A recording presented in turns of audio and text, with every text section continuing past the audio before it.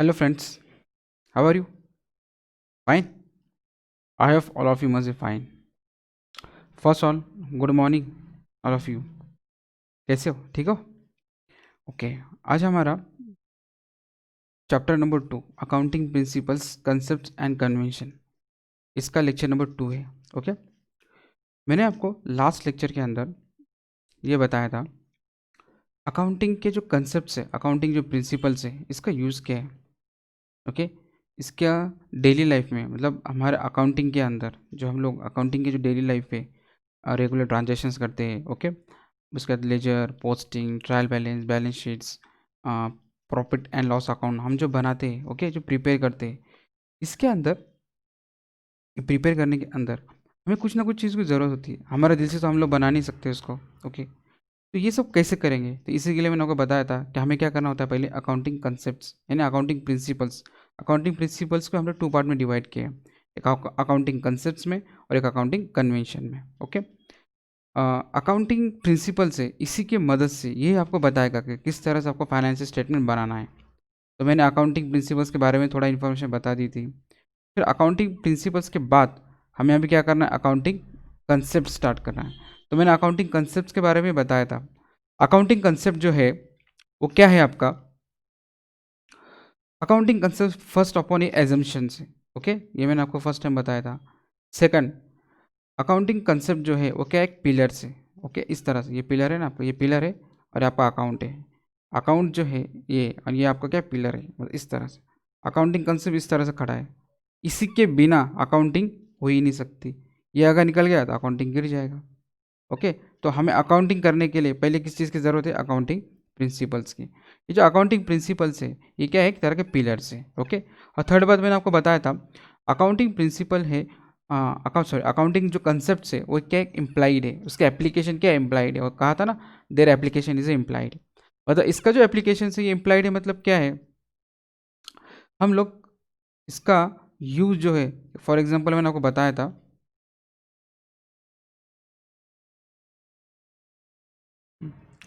मैंने आपको कहा था कि अकाउंटिंग कंसेप्ट जो है वो इम्प्लाइड है. इम्प्लाइड मतलब क्या, उसका एग्जांपल ये बताया था. आपको कोई बताएगा नहीं, आपको ये फॉलो करना है.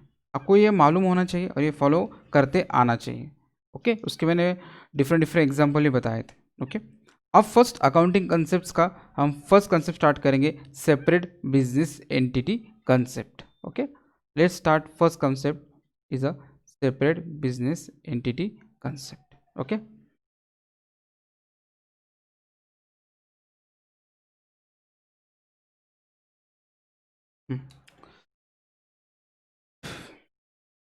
सेपरेट बिजनेस एंटिटी कंसेप्ट, ये सेपरेट एंटिटी या बिजनेस डाल दो, separate business entity concept. Separate मतलब अलग अलग, एंटिटी मतलब क्या, फर्म, आपकी जो कंपनी वो. ओके सेपरेट एंटिटी अलग अलग एंटिटी मतलब क्या, बिजनेस और ओनर. ओके ओनर और ये जो आपका बिजनेस मतलब आपकी एंटिटी. ओके ओनर मतलब आप खुद, अलग अलग होते. क्या बताया सर इसका मतलब, बताओ ना, नहीं समझ में आ रहा है क्या होता है.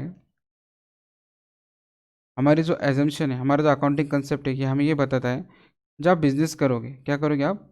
ओके आप क्या करोगे, बिजनेस करोगे, तो आपको ये मानना है कि आपकी कंपनी अलग है और आप अलग हो.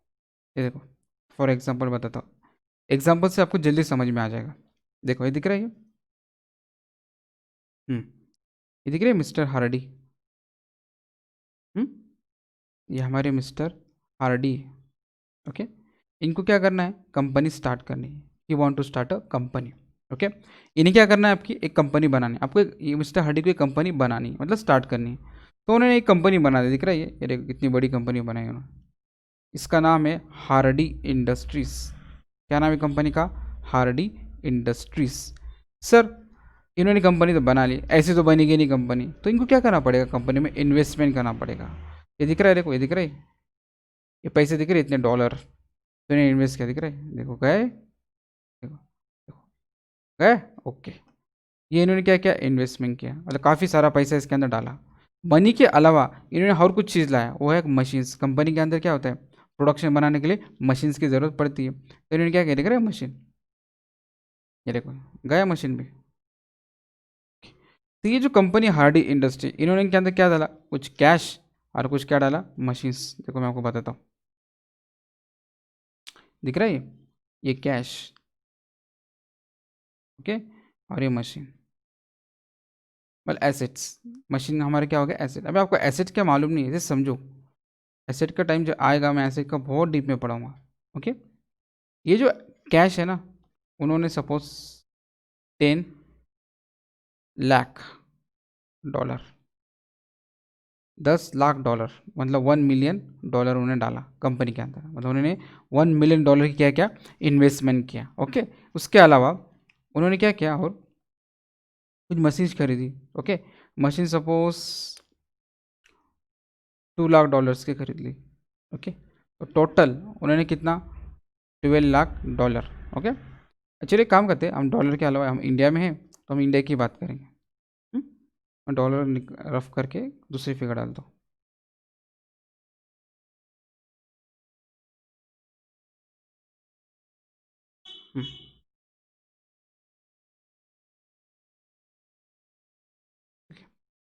सपोज इन्होंने 10 करोड़ इन्वेस्ट की, ओके, और 2 करोड़ की क्या लिया उन्होंने, मशीन खरीदी।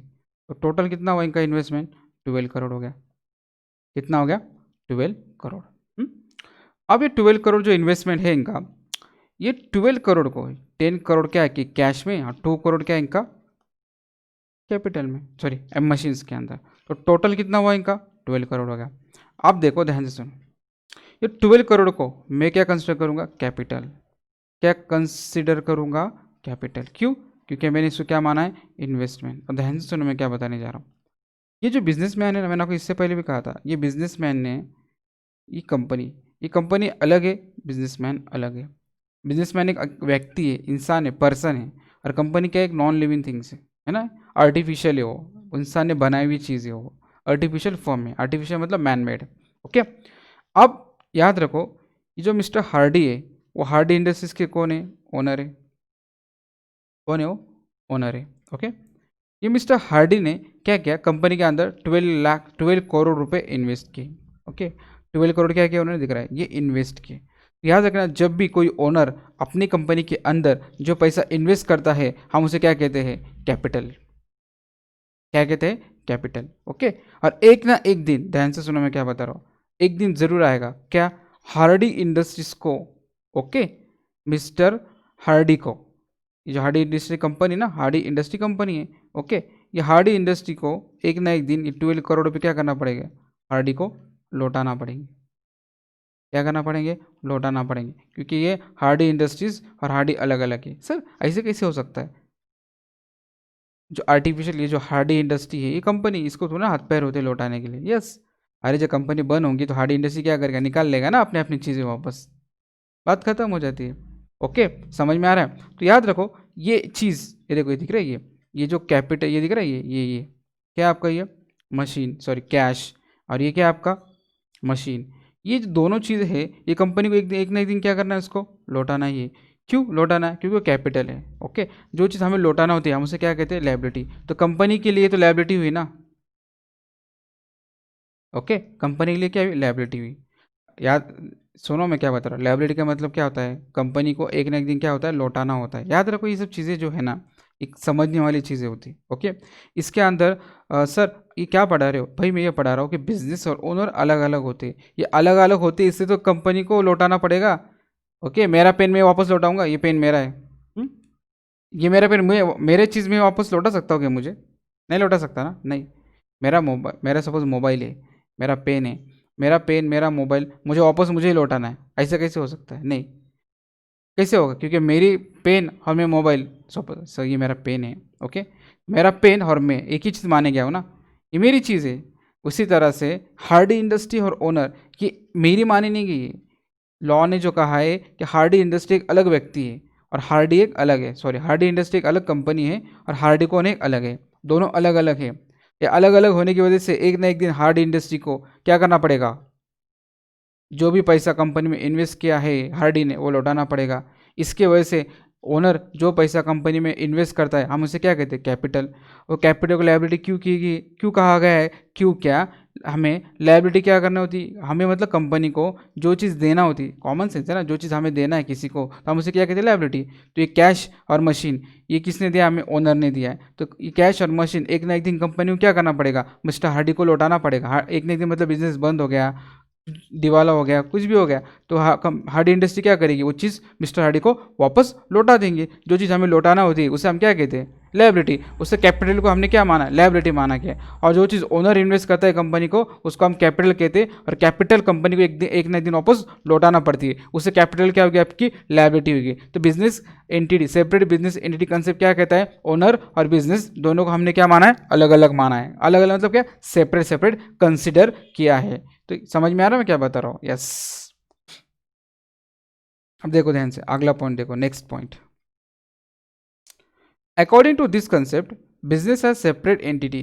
बिजनेस का जो एक कंसेप्ट के हिसाब से क्या है, बिजनेस एक सेपरेट एंटिटी, डिस्टिंक्ट मतलब अलग अलग, from owner who owns it. मतलब अकॉर्डिंग टू दिस कंसेप्ट, याद रखो, अकॉर्डिंग टू दिस कंसेप्ट, ये कंसेप्ट के अकॉर्डिंग ओके बिजनेस और ओनर को अलग अलग माना गया है। इसी के लिए जो बिजनेस जो ओनर जो बिजनेस में इन्वेस्ट करता है, चाहे कैश हो या एसेट हो, एसेट मतलब मशीन, कोई भी चीज़ हो, ये एसेट्स को, ये कैश को, ये मशीन्स को, इसको हमने क्या माना है, लायबिलिटी माना है। क्यों, क्योंकि ओनर और बिजनेस अलग अलग है।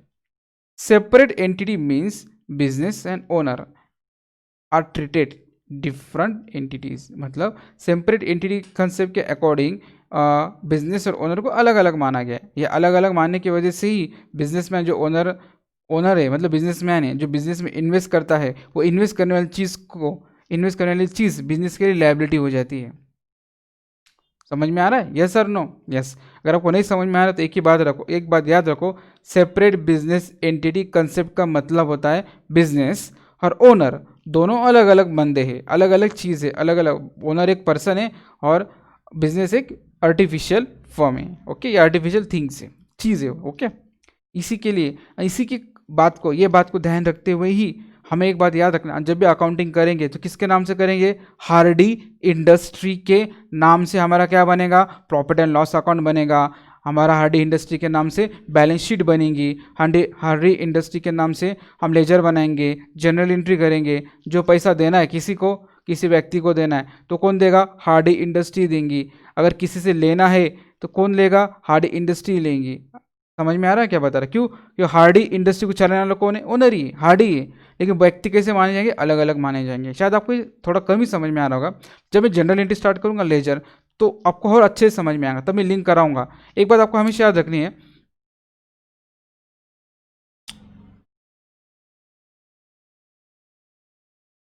ओके। समझ में आ रहा है मैं क्या बता रहा हूँ, यस सर, नो, ओके। अब देखो explanation, explanation. Business is treated as a separate from the businessman. So businessman and business are two different entities are regarding as a regarding accounting. अब देखो ध्यान से सुनो, एक बात हमेशा याद रखना, अब जो अकाउंटिंग करोगे तो हमेशा क्या करोगे, बिजनेस की पॉइंट ऑफ व्यू से करोगे। बिजनेस को दिमाग में रखते हुए ही क्या करोगे, एंट्री करोगे, ओके। समझ में आ रहा है। और ये सेपरेट बिजनेस एंटिटी कंसेप्ट के बारे में और अच्छे से मैं आगे पढ़ाऊंगा, जब जो कंसेप्ट आएंगे, या पार्टनरशिप तो आपको है नहीं, वो अगले नेक्स्ट ईयर ही है। जब आएगा एक दिन आपको जरूर अच्छे से पढ़ाऊंगा। सेपरेट बिजनेस एंटिटी आगे आएगा ही, इसका चलिए पढ़ा तो आ भी रहा हूँ मैं क्लियरली, लेकिन ये कैसे यूज़ करने के आपको और आगे अच्छे से समझ में आ जाएगा, ये कंसेप्ट बनाया क्यों है, ओके, ध्यान से। अब ये तो कंसेप्ट वही बताता है, क्या बताता है, business is treated as a separate from businessman. Business क्या माना गया है, बिजनेसमैन से अलग अलग माना गया है। उससे बिजनेस और ओनर को हम क्या कंसिडर करते हैं, दोनों डिफरेंट भिन्न भिन्न इंसान है या व्यक्ति है, okay. Business is consider to be different from the person who owns it. वही बात घुमा फिरा के, जो पैसा बिजनेस में डालता है वो बंदा और बिजनेस दोनों को हम क्या कंसिडर करते हैं, डिफरेंट व्यक्ति, अलग अलग लोग माने जाते हो, ओके। अब नेक्स्ट देखो, थर्ड पॉइंट देखो, this is a reason why the capital contributed by the businessman is treated as a investment for the person and liability of the business. एक बात याद रखो, ध्यान से सुनो, मेरे पास 10 करोड़ है, कितना, 10 करोड़, समझ में आ रहा है। मैंने क्या किया, 10 करोड़ किसी बंदे को दे दिया, उसको कहा ये ले तेरे पास, तो यूज़ कर, अब बाद में मुझे दे। तो मैंने क्या किया, उसके पास इन्वेस्ट कर दिया ना। या फिर मैंने सपोज, चलो बंदे का एग्जांपल लेता हूँ, मैंने किसी पर्सन को 10 करोड़ रुपए दे दिए, कितने, 10 करोड़, इतनी बड़ी रकम। 10 करोड़ मान लो ना, अपना एग्जाम्पल है, छोटा काय को लेने का, बड़ा ही लो ना। समझ में आ रहा है? क्यों छोटा लिया? हम क्या करेंगे, बड़ा एग्जाम्पल लेंगे। मैंने 10 करोड़ किसी को दे दिया, किसी को तो मिस्टर ए को दे दिया, तो 10 करोड़ मैंने उसको दिया। मैंने कहा 1 साल बाद मुझे क्या करना है, तू मुझे 10 करोड़ नहीं देगा, विथ इंटरेस्ट 1 करोड़ एक्स्ट्रा देगा, तो मुझे कितना मिलेगा, 11 करोड़। तो याद रखो ये 10 करोड़ मेरे लिए तो क्या हुआ, इन्वेस्टमेंट हुआ ना। 1 साल बाद तो मुझे पैसे वापस ही मिल जाएंगे मेरे। और वो जो बंदा है मिस्टर ए, उसके लिए 10 करोड़ एक लायबिलिटी हो जाएगी, क्योंकि वो 10 करोड़ प्लस 1 करोड़ इंटरेस्ट, 11 करोड़ 1 साल के बाद उसको क्या करना है, मुझे लौटाना ही है, उसको मुझे वापस देना ही पड़ेगा, उसको देना पड़ेगा ना। तो उसके लिए लायबिलिटी हुआ, मेरे लिए क्या हुआ, इन्वेस्टमेंट हुआ। उसी तरह से कंपनी के अंदर जो ओनर है, क्यों, अब मुझे ये एग्जांपल देखो, मिस्टर ए और मैं, मिस्टर ए ने सपोज मैंने मिस्टर ए को क्या दिया, 10 करोड़ दिया। ओके, 10 करोड़ देने के बाद मैंने कहा 1 साल बाद मुझे 1 करोड़ एक्स्ट्रा चाहिए विथ इंटरेस्ट, इंटरेस्ट का पैसा है वो। ओके, मतलब 10 करोड़ मेरा जो प्रिंसिपल है और 1 करोड़ मेरा इंटरेस्ट है, तो टोटल मुझे 11 करोड़ 1 ईयर के बाद तुझे लौटाना पड़ेगा, रिटर्न करना पड़ेगा। तो मिस्टर ए कहता है ठीक है। तो मिस्टर ए ने 1 साल बाद, आफ्टर 1 ईयर, मिस्टर ए ने क्या कर दिया, 1 करोड़ मुझे रिटर्न, सॉरी 1 करोड़ वो और 10 करोड़ है, टोटल 11 करोड़ मुझे रिटर्न कर दिया। ऐसा क्यों हुआ? क्योंकि मैं मिस्टर पटेल और मिस्टर ए दोनों कैसे अलग अलग पर्सन हैं। अब वही 10 करोड़ मैंने आपको अपने आप को दे देता, मैंने मेरे काम के लिए लगा लेता, तो मैं अपने आप से इंटरेस्ट लेता नहीं, क्योंकि वो मिस्टर ए और मिस्टर पटेल दोनों कैसे अलग अलग लोग माने गए, अलग अलग है ना। मैं और मिस्टर ए थोड़े एक जैसे, वो अलग आदमी है, मैं अलग इंसान हूँ, हम दोनों अलग अलग बंदे हैं ना। उसी तरह से मैं मिस्टर पटेल हूँ। ओके, उसी तरह से जो हार्डी इंडस्ट्री, तो मिस्टर हार्डी और हार्डी इंडस्ट्रीज दोनों कैसे अलग अलग माने गए। या अलग अलग मानने की वजह से ही, समझ में आ रहा है, जो मिस्टर ए जो है, मिस्टर ए मतलब मिस्टर हार्डी, वो जो इन्वेस्ट कर रहे हैं, क्या कर रहे हो, इन्वेस्ट कर रहे हैं, कहाँ इन्वेस्ट कर रहे हो, बिजनेस में, हार्डी इंडस्ट्रीज में। जो मिस्टर हार्डी हार्डी इंडस्ट्रीज के अंदर machines, okay, cash as a capital बोल के इन्वेस्ट कर रहे हैं, तो वो कैपिटल को हम लोग क्या मानेंगे, इन्वेस्टमेंट मानेंगे। क्या मानेंगे उसको? तो यहाँ उन्होंने बोला है, देखो, जो मिस्टर हार्डी वो कंपनी के अंदर जो पैसा इन्वेस्ट कर रहे, तो हम इसे क्या मानेंगे, इन्वेस्टमेंट। तो मिस्टर हार्डी के लिए वो कैश 10 करोड़ और 2 करोड़ मशीन, वो क्या है, वो इन्वेस्टमेंट है, क्योंकि आज ना कल कंपनी मुझे वापस लौटाने वाली है।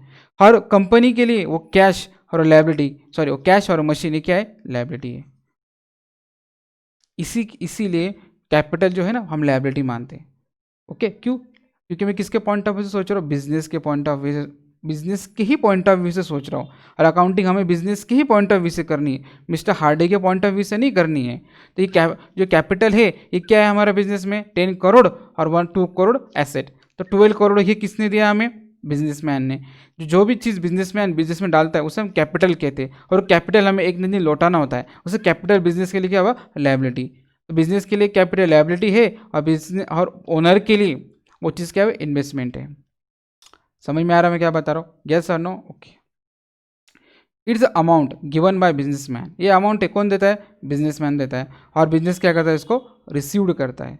तो बिजनेसमैन क्या हुआ, गिवर हो गया, और बिजनेस क्या हुआ, रिसीवर हो गया। बिजनेसमैन क्या कर रहा है, दे रहा है, और बिजनेस को ले रहा है, बिजनेस इसको क्या कर रहा है, ले रहा है। Okay, businessman is considered as a creditor of the business. वही बात हुई, जो चीज़ हमें देना होती है, तो हम जिस चीज़ को, जो चीज़ हमें देना होती है किसी बंदे को देना, अगर हमें किसी को देना है तो बंदा हमारे लिए क्या हो गया, क्रेडिटर।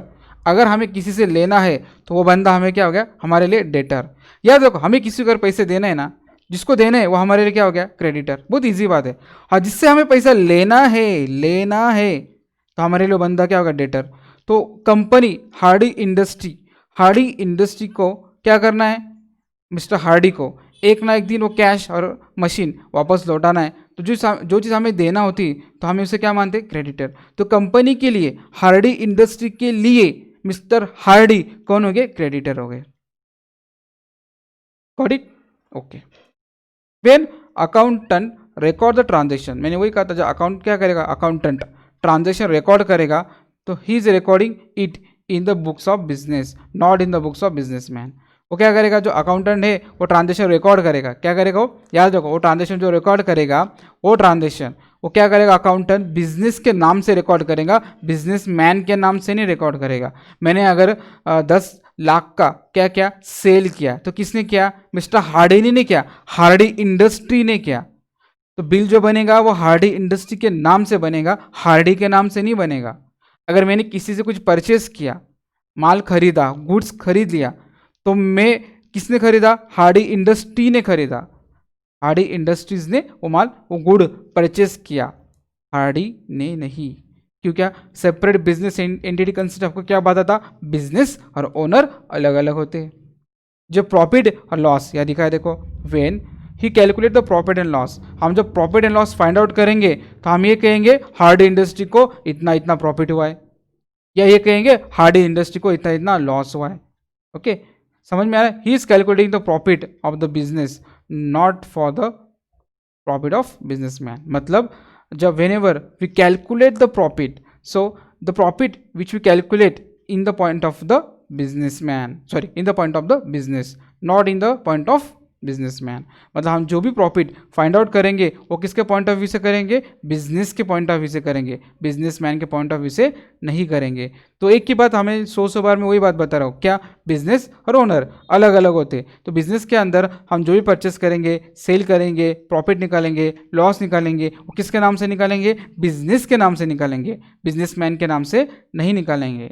ओके, वो समझ में आ रहा है? इसीलिए जो कैपिटल है वो बिजनेस में जो हम इन्वेस्ट करते हैं वो कैपिटल को हम लायबिलिटी मानते हैं। क्यों? क्योंकि वो बिजनेस को जो लायबिलिटी है, वो चीज़ कैश हो गया, एसेट हो गया, एक ना एक दिन वो लायबिलिटी क्या करना पड़ती है? ओनर को रिटर्न करना पड़ती है। बस समझ में आ रहा है मैं क्या बता रहा हूँ? यस और नो? ओके,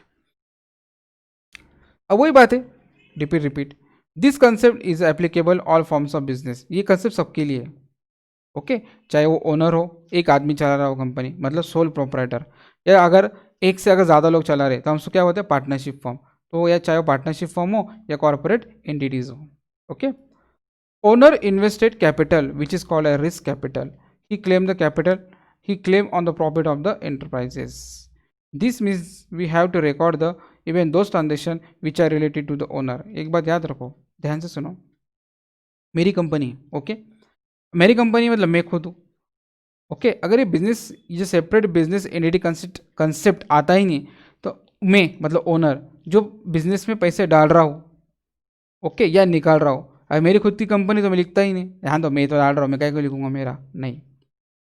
ये जो separate business concept entity concept की वजह से ही बिजनेसमैन जो अमाउंट बिजनेस में डालता है वो भी बिजनेस लिख लेता है, और जो अमाउंट बिजनेसमैन बिजनेस से निकाल लेता है तो कंपनी मतलब हार्डी इंडस्ट्री जो भी हो क्या करती है? वो भी लिख लेती। मतलब आपको मैंने बताया था ना, जो अमाउंट बिजनेसमैन बिजनेस में डालता है उसे हम क्या कहेंगे?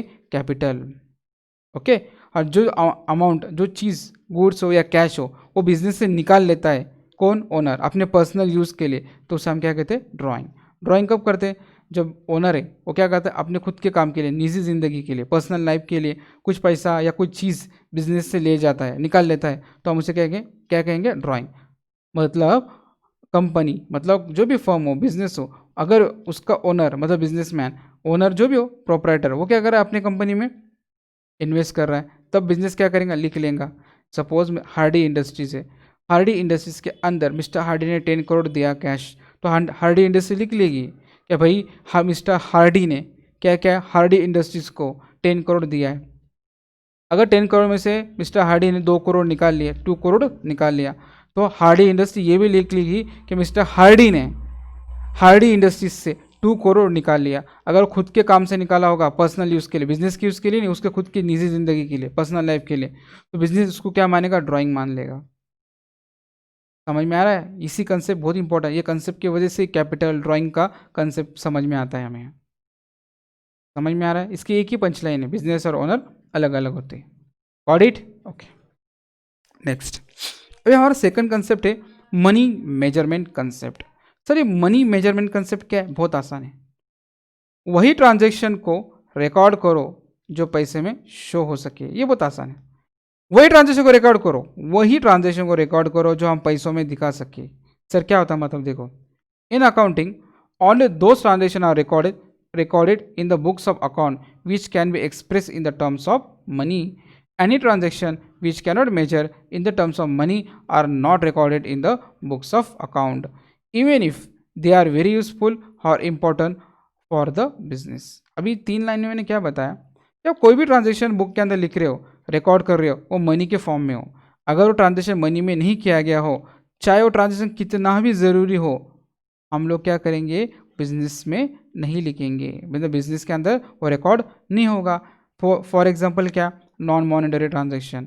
अगर आपकी कंपनी है, कोई बड़ी कंपनी है, उसका ओनर अगर डेथ हो गया, क्या हो गया, डेथ हो गया, तो आप लिखोगे ओनर का डेथ हो गया अकाउंट के अंदर, लिखोगे नहीं। इंपॉर्टेंट है ना ये, ओनर का डेथ होना मतलब बहुत बड़ी बात है, तो कंपनी ऐसे ही बंद रहेगी 4-5 दिन, 5-6 महीने या कुछ भी हो, जो भी हो। और डेथ ऑफ ओनर ही हो गया, क्या होगा, ओनर अगर डेथ हो गया कंपनी का, तो कंपनी को लॉस भी हो जाएगा। लेकिन ओनर का मरना, ये मॉनिटरी टर्म है, पैसों की बात है, लेन देन की नहीं, तो हम लोग बिजनेस में रिकॉर्ड नहीं करेंगे। दूसरा, रेजिग्नेशन ऑफ द मैनेजर। आपकी कंपनी का बड़ा मैनेजर है, वो काफ़ी बिजनेस संभाल रहा है, उसके ऊपर बिजनेस टिका हुआ है बहुत सारा, उसने क्या कर दिया, रिज़ाइन दे दिया। जब रिज़ाइन दे देगा तो भी बिजनेस को क्या होगा, काफ़ी प्रॉब्लम आएगा। तो उसका रिज़ाइन देना, वो पैसों के इसमें टर्म किया जाता है नहीं, रिज़ाइन देना। जैसे मैं सेल कर रहा हूँ, 10 लाख की चीज़ बेच दी, वैसा मैनेजर अगर कभी रिज़ाइन दे रहा है तो 10 लाख का मैनेजर है क्या मेरा, नहीं, वो थोड़ी ना मैंने इसको पैसों में ये क्या, मैंने आपको याद है को पढ़ाया था, human resource accounting. Human resource accounting याद है, ब्रांच ऑफ अकाउंटिंग में ये ह्यूमन रिसोर्स अकाउंटिंग कंपनी के लिए बहुत इंपॉर्टेंट है। लेकिन अकाउंटिंग के अंदर उसकी वैल्यू कितनी है, ये ह्यूमन, ये एम्प्लॉय कितने करोड़ का है। जैसे मशीन होती है उसकी वैल्यू होती है 10 करोड़ की मशीन है, ओके। गुड्स कितना है, 10 लाख का मेरा गुड्स है। वैसे इंसान की वैल्यू क्या, अगर आपकी कंपनी में सपोज मेरी पटेल इंडस्ट्रीज है, पटेल इंडस्ट्रीज के अंदर ये जो मैनेजर है काम कर रहा है, इसके मैंने वैल्यू निकाला है क्या, ये मैनेजर मेरा 20 करोड़ का मैनेजर है, ऐसा बोलते हैं हम लोग, नहीं। ये बहुत सारी चीज़ें हैं ना, ये नॉन मॉनिटरी आइटम है, इसको हम पैसों में गिन नहीं सकते। और अकाउंटिंग ने इनको गिनने का कोई रूल्स भी बताया नहीं, किस तरह से इनकी वैल्यू निकाल सकते हैं, उसको रूल्स भी नहीं अकाउंटिंग के अंदर। तो death of owner, resign of manager, या एम्प्लॉय स्ट्राइक कर रहे, तो एम्प्लॉय स्ट्राइक करते तो सारा काम रुक जाता है, ओके। तो कितना एम्प्लॉय कितने हज़ार का है, ये हम बता नहीं सकते। तो बहुत सारी बातें, तो याद रखो, मनी मेजरमेंट कंसेप्ट आपको ये बात बताता है कि कंपनी के अंदर हम अकाउंटिंग कर रहे हैं ना, रिकॉर्ड कर रहे हैं, अगर रिकॉर्ड करते वक्त याद रखो, मैं जो चीज़ रिकॉर्ड कर रहा हूँ वो अगर पैसों में नहीं गिनी गई है तो वो रिकॉर्ड मत करो। अगर पैसों में गिना गया है तो रिकॉर्ड करो, और पैसों में नहीं गिना गया है, उसकी वैल्यू अगर पैसों में नहीं निकलती, आप जो ट्रांजेक्शन कर रहे हो, गिना मतलब क्या, आप जो ट्रांजेक्शन कर रहे हो, ओके, वो ट्रांजेक्शन की वैल्यूएशन अगर नहीं निकलता है तो उसको हम नॉन मॉनिटरी आइटम बोलते हैं, और नॉन मॉनिटरी आइटम हम अकाउंट के अंदर रिकॉर्ड नहीं करते। समझ में आ रहा है। जैसे डेथ ऑफ ओनर हो गया, ओनर मर गया, कंपनी को क्या हो रहा है, काफ़ी लॉस हो रहा है, तो ओनर कितने लाख का था हमें पता है क्या, नहीं। मैनेजर ने रिज़ाइन कर दिया, मैनेजर रिज़ाइन कर रहा है, मैनेजर की वैल्यू क्या मेरे पास, वैल्यूएशन है क्या, नहीं। एम्प्लॉय स्ट्राइक करे, ये एम्प्लॉय कितने लाख का है, जैसे मशीन इतनी इतनी लाख की होती है, जैसे एम्प्लॉय इंसान को थोड़ी ना कोई तोलते हैं पैसों में, नहीं। इसलिए कुछ ऐसे नॉन मॉनिटरी आइटम्स है जिनके होने की वजह से भी बिजनेस को काफ़ी इफेक्ट होता है, फिर भी हम उसको बिजनेस में रिकॉर्ड नहीं करते। क्यों नहीं रिकॉर्ड करते, क्योंकि वो नॉन मॉनिटरी आइटम्स है। तो याद रखो, ये सब बातें हमें अकाउंटिंग प्रिंसिपल ने बताया है, ऐसा ऐसा करने का, ये हुआ तो ये करने का। इसी के वजह से तो सबका अकाउंटिंग सेम होता है, नहीं तो किसी ने कुछ भी दिमाग लगाया होता। अब मनी मेजर कंसेप्ट नहीं होता, ओके। तो एक कंपनी है, कोई मैनेजर ने रिज़ाइन दे दिया, तो ये कंपनी का ओनर क्या बोलेगा, मेरा मैनेजर ने रिज़ाइन दे दिया इसलिए मुझे इतना करोड़ का लॉस हो गया। तो लॉस हुआ नहीं होगा तो भी बताएगा, और क्या करेगा, गवर्नमेंट को टैक्स देगा ही नहीं।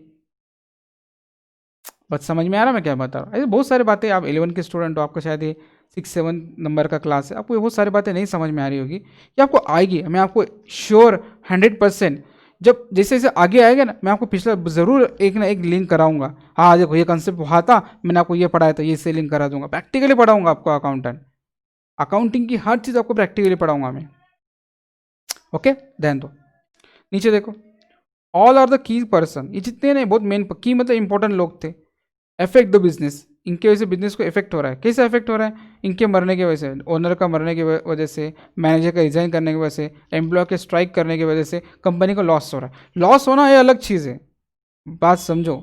लेकिन ये एम्प्लॉयज़, ये मैनेजर, ये ओनर, ये कितने लाख के नहीं, ये कितने लॉस हो रहा है तो हम लिख लेंगे P&L अकाउंट में, हमें हमारी कंपनी को इतना लॉस हुआ है, वो अलग बात है।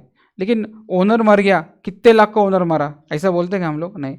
मैनेजर चले गया, कितने लाख का मैनेजर गया हमारा, बोलते क्या। एम्प्लॉय ने स्ट्राइक की, तो जो एम्प्लॉय स्ट्राइक कर रहे हैं, जो कितने लाख के एम्प्लॉय इन्होंने स्ट्राइक कर ली, नहीं। क्योंकि ह्यूमन रिसोर्स अकाउंटिंग मैंने जो बताया था, इसके अंदर कोई वैल्यूशन ही ना अकाउंटिंग की, इन तीनों का अकाउंट हम कर ही नहीं सकते, इन तीनों की वैल्यू निकाल ही नहीं सकते। ओके, तो मनी मेजरमेंट कंसेप्ट हमें यही बताता है कि जो चीज़ मनी में रिकॉर्ड हो सके वही हम लोग क्या करो, अकाउंट में लिखो, और जो चीज़ मनी में रिकॉर्ड नहीं होती वो हम अकाउंट में नहीं लिखेंगे। चाहे जो चीज़ मनी में रिकॉर्ड नहीं होती वो लिखेंगे ही नहीं, चाहे उसकी वजह से बिजनेस को कितना भी इफेक्ट हो रहा है, बिजनेस को कितना भी बिजनेस के ऊपर असर हो रहा है, death of owner, resign of manager, इनके वजह से बिजनेस पे काफ़ी इफेक्ट हो जाएगा। इफेक्ट होने के बाद भी हम अकाउंट में वो लिखेंगे नहीं। क्यों? क्योंकि ये सब ओनर है, ये मैनेजर है, ये नॉन मॉनिटरी आइटम, ये इंसान है, इसकी वैल्यूएशन नहीं होती है।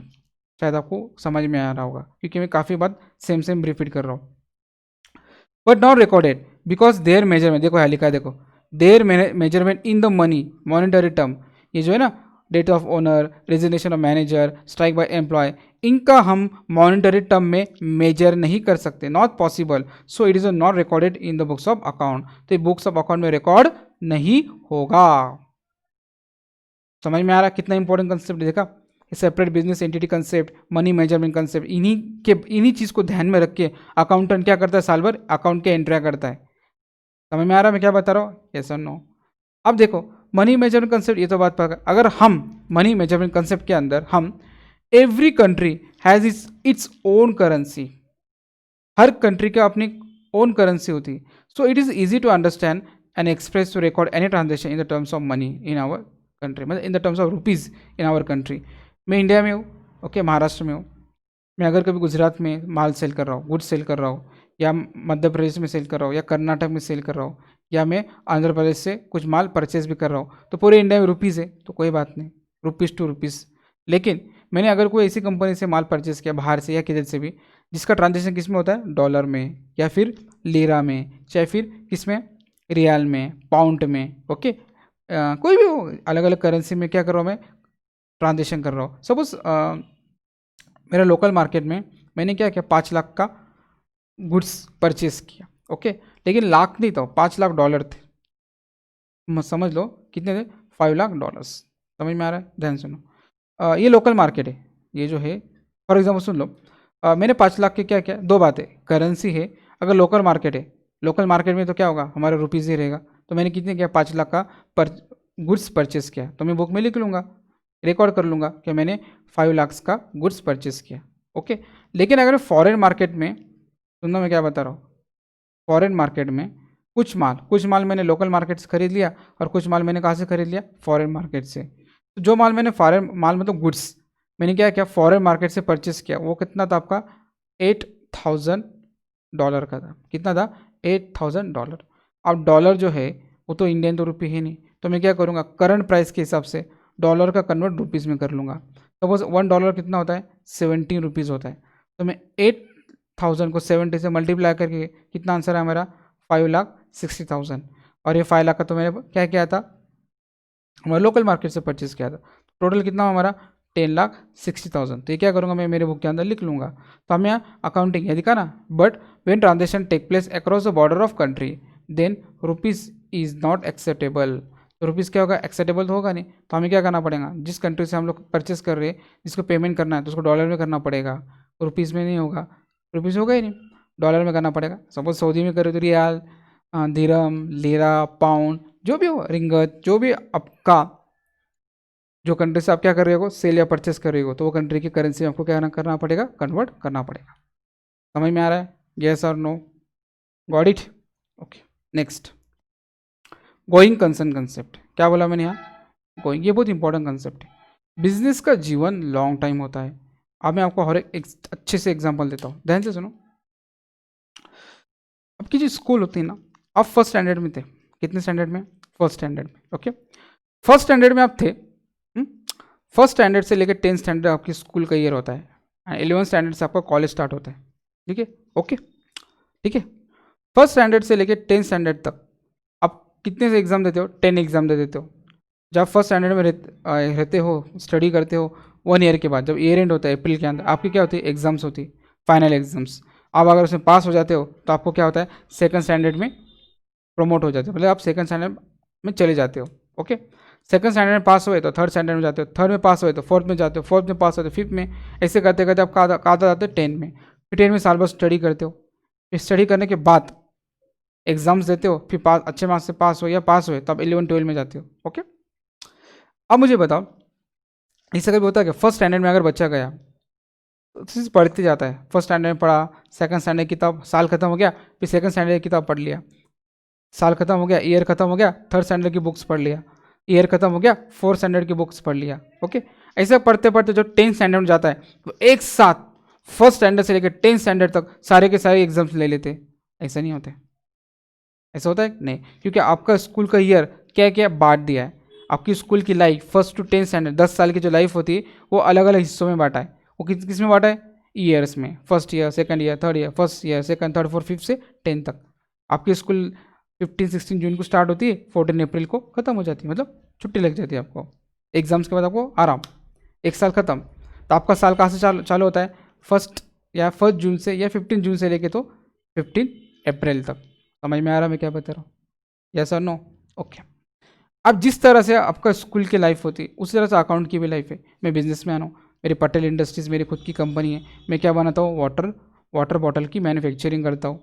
मैंने बिजनेस स्टार्ट किया। अब मैं जो बिजनेस स्टार्ट कर रहा हूँ बंद करने के लिए कर रहा हूँ? नहीं। फर्स्ट ऑफ ऑल मेरा दिमाग में क्या रहेगा? ये बिजनेस को मैं बहुत आगे ले जाऊँगा, मेरे आने वाली जनरेशन इसको चलाएगी, मतलब मैं लॉन्ग टाइम में बिजनेस चलाऊँगा। ओके, अगर मैंने बिजनेस करना स्टार्ट किया तो मैं सोच रहा हूँ बिजनेस बंद होगा तब चेक करूँगा मुझे कितना प्रॉफिट हुआ। तो मेरे बिजनेस तो क्या करने वाला हो, कई सालों साल चलाने वाला हो, तो प्रॉफिट निकालोगे नहीं क्या?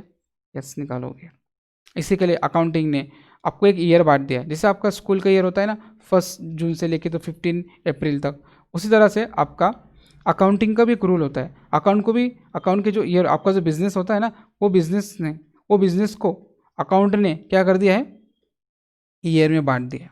वो ईयर कौन सा होता है? देखो मैं लिख के देता हूँ आपको।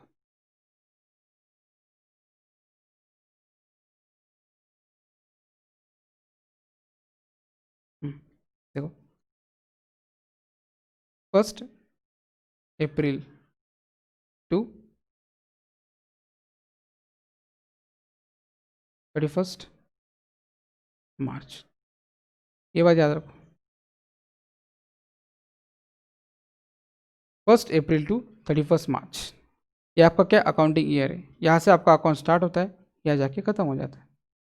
तो हर साल 1 अप्रैल से लेकर 31 मार्च तक अपना बिजनेस क्या करता है? ट्रांजेक्शन करता है। Okay, purchase, selling, receive, payment जो भी हो। और साल के आखिरी में ओके हम लोग क्या करते हैं? प्रॉफिट एंड लॉस अकाउंट बनाते हैं और बैलेंस शीट बनाते हैं। फिर चेक करते हैं साल में हमें कितना प्रॉफिट हुआ है, कितना लॉस हुआ है। फिर नेक्स्ट ईयर हमारी गाड़ी फिर आगे चलती है। समझ में आ रहा है मैं क्या बता रहा हूँ? यस। ये बिजनेस की लाइफ क्या है? अंतहीन होता है। अगर हम लोग ये कंसेप्ट आता ही नहीं, गोइंग कंसर्न, तो हम लोग प्रॉफिट कैसे निकालते? फिर समझ में नहीं आता ना। तो गोइंग कंसर्न ने बता दिया बिजनेस की लाइफ अंतहीन होती है, खत्म ही नहीं होने वाली। इसलिए हमने क्या कर दिए? सारे अंतहीन को, सपोज मैं 100 साल बिजनेस चलाने वाला हूँ तो 100 साल बाद प्रॉफिट निकालूंगा? नहीं, हर साल प्रॉफिट निकालूंगा। तो मैंने ईयर को क्या कर दिया? बांट दिया। मेरा ईयर कौन सा है? 1 अप्रैल से 31 मार्च। जैसे स्कूल का ईयर होता है, साल भर आप पढ़ाई करते हो, साल के आखिरी में आप क्या करते हो? एग्जाम्स देते हो, फिर एग्जाम्स में आप पास हुए तो अगले साल का आप क्या होते? प्रमोट हो जाते हो। उसी तरह से जब आप 1 अप्रैल टू 31 मार्च होता है, या प्रमोट विमोट नहीं होता कोई, लेकिन आपको समझ में आता है कि हमारा बिजनेस कैसे कर रहा है, अच्छा परफॉर्मेंस दे रहा है या नहीं दे रहा है।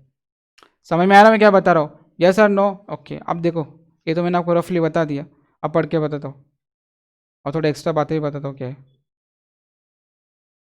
This assumption state that the business has a